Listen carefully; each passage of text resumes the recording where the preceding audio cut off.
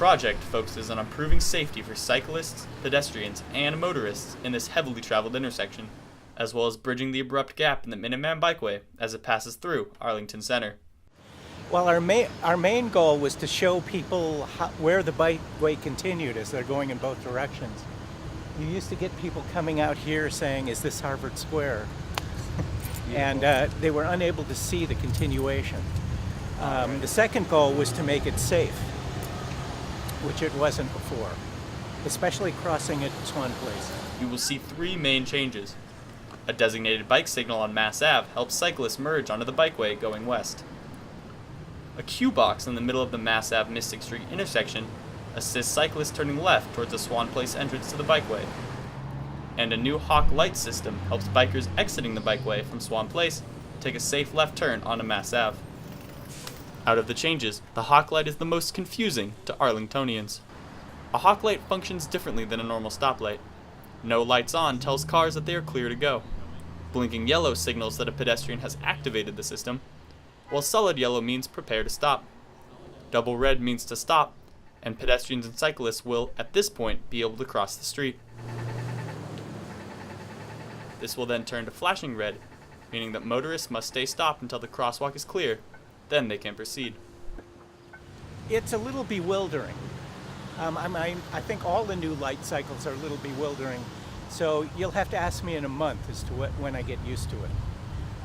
The Hawk light, I think, is a little bit difficult for bicycles because at the tail end of the cycle, when the cross light says you have 3 or 4 seconds, that's easily enough for a bicycle to get across the street, but the Hawk light is already signaling that cars can go through. So I think it's potentially dangerous. The problem is, all of this isn't stated anywhere for motorists. We checked in with Miller to find out why the town settled on such a confusing solution. We settled on it because the state wouldn't fund the project unless we put in a Hawk light. Interesting. We didn't like the Hawk light very much. It's designed for pedestrians, not for bicycles.